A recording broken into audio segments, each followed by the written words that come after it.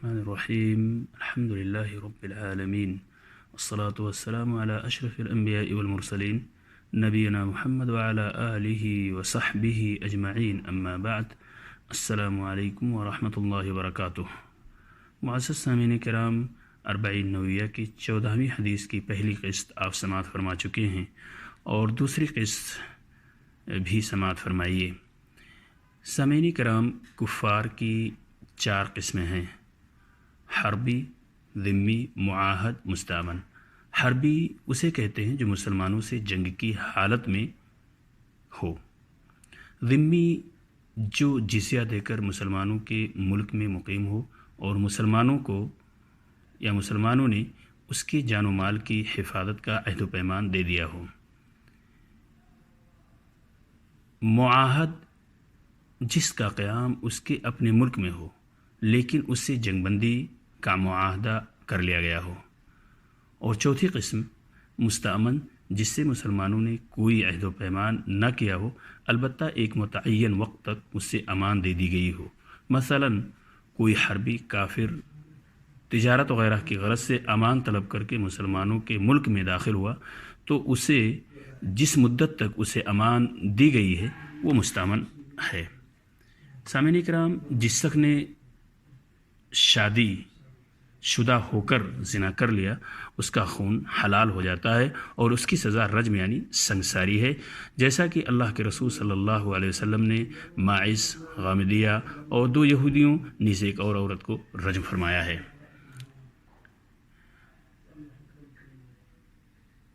جو شخص دین اسلام چھوڑ کر برگشتہ ہو جائے، اس حدیث سے ایک مسئلہ یہ بھی مستنبط ہوتا ہے کہ جو شخص دین اسلام چھوڑ کر برگشتہ ہو جائے، مرتد ہو جائے، ارتداد اختیار کر لے، اس کا خون حلال ہے۔ نبی اکرم صلی اللہ علیہ وسلم کا ارشاد ہے، جو اپنا دین تبدیل کر دے اسے قتل کر دو۔ یہ روایت آپ کو بخاری کے اندر ملے گی۔ البتہ اسے سمجھا کر توبہ کرنے اور دوبارہ اسلام کی طرح کی دعوت دی جائے گی۔ اگر اس نے توبہ کر لی اور دوبارہ اسلام میں واپس پلٹ آیا تو اسے معاف کر دیا جائے گا، کیونکہ توبہ کے بعد وہ مرتد نہیں رہ گیا۔ اور اگر وہ اپنے کفر پر مصر رہا، برقرار رہا، تو اسے قتل کر دیا جائے گا۔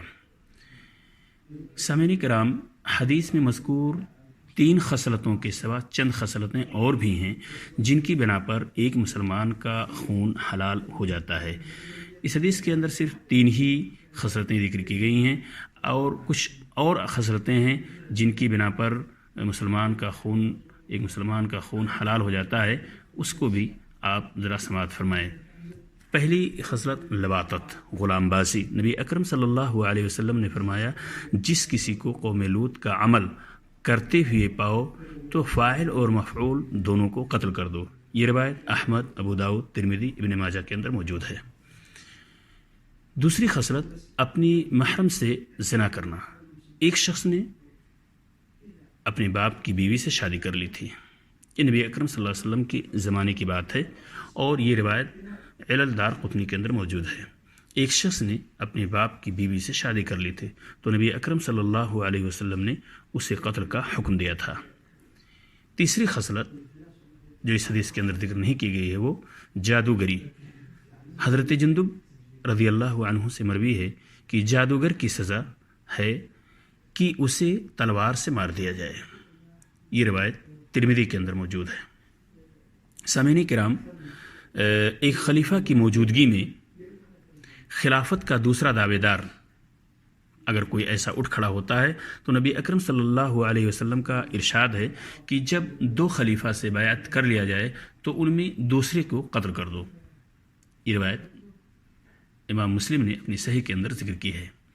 دوسری روایت میں ہے کہ اگر تمہارے پاس کوئی شخص اس حال میں آئے کہ تمہارا معاملہ ایک شخص پر متحد ہے اور وہ تمہارا شرادہ منتشر اور تمہاری جماعت کو متفرق کرنا چاہتا ہے تو اس کو قتل کر دو۔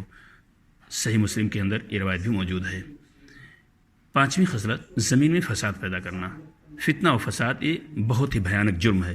اس کی سزا قتل یا پھانسی یا جلاوطنی یا ایک طرف کا ہاتھ اور دوسرے طرف کا پیر کاٹ دیا جائے گا، جیسا کہ اللہ تبارک تعالیٰ کا ارشاد ہے، انما جزاء الذین یحاربون اللہ ورسولہ ویسعون فی الارض فسادا أن يقتلوا أو يصلبوا أو تقطع أيديهم وأرجلهم من خلاف أو ينفوا من الأرض ذلك لهم خزي في الدنيا ولهم في الآخرة عذاب عظيم. المائدہ آیت نمبر 33.